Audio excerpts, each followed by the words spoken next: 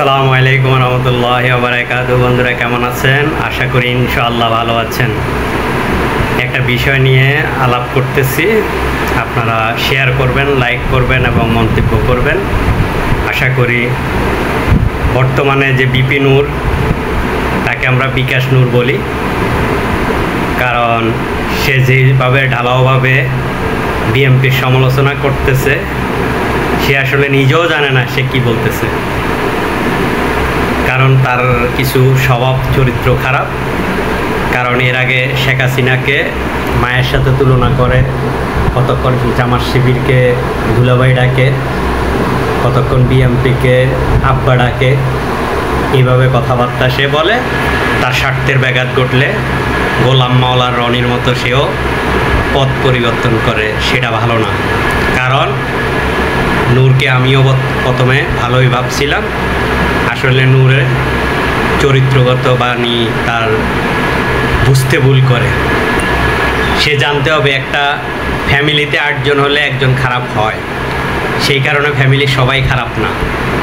তো বিএনপির তারেক রহমান সাহেব বলেছে তার দলের লোক যদি কোথাও চাঁদাবাজি বা কোনো দাপট দেখায় সাথে সাথে ধরে থানায় দেওয়ার জন্য।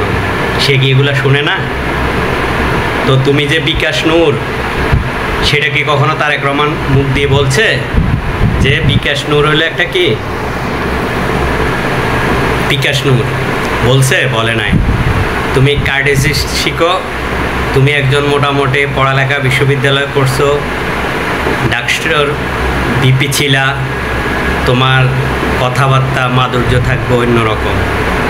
তুমি রাজনীতিক বক্তব্য দিতেই পারো, এই না যে এইভাবে স্বৈরাচার বলা, ওই জামাত শিবিরের যে আমির বলল জালেম, আসলে এইভাবে ভাষা না। কারণ ছাত্ররা বৈষম্য বিরোধী রাজনীতি করছে, যাতে কি সবাই আমরা ভাই ভাই দেশটাকে কিভাবে আগাই এবং ভেদাভেদ ভুলে যাব। অন্যায়কে অন্যায় বলবো, অন্যায়কে অন্যায় বলতে হলে কি সমালোচনা না করে গঠনমূলকভাবে তাদের সাথে যোগাযোগ করো এবং যারা করতেছে তাদেরকে থানায় দাও। যদি পুলিশ অ্যারেস্ট না করে তখন এটা নিয়ে আন্দোলন করা যায়। অতএব বিএনপির তারেক রহমান সাহেব যে কথাগুলো বলেছে, তুমি ওইগুলো মনোযোগ দিয়ে শুনো। তুমি এরকম পাগলামি করো না। ইন্ডিয়া আমাদেরকে সেনাবাহিনীর ভয় দেখাচ্ছে, আমরা একতা থাকতে হবে। আমরা আবার বিএনপি আওয়ামী লীগের মতো একজনকে দেখতে পারবো না। তাহলে তো পার্শ্ববর্তী দেশ আমেরিকা এবং ভারত আমাদেরকে ব্যবহার করবে। তো তুমি কি চাও এত সুন্দরভাবে স্বৈরাচার সরকার পতন হওয়ার পরে তুমি যে নাটকগুলো শুরু করছো, জামাত শিবির যেভাবে নাটক শুরু করছে, এটা সঠিক না। বিএনপির লোক যদি দুর্নীতি করে থাকে বা কোনো চাঁদাবাজি করে থাকে, সাথে সাথে ধরে অ্যারেস্ট করো এবং তারেক রহমানকে জানাই দাও যে তোমার লোকরা আমি অ্যারেস্ট করাইছি।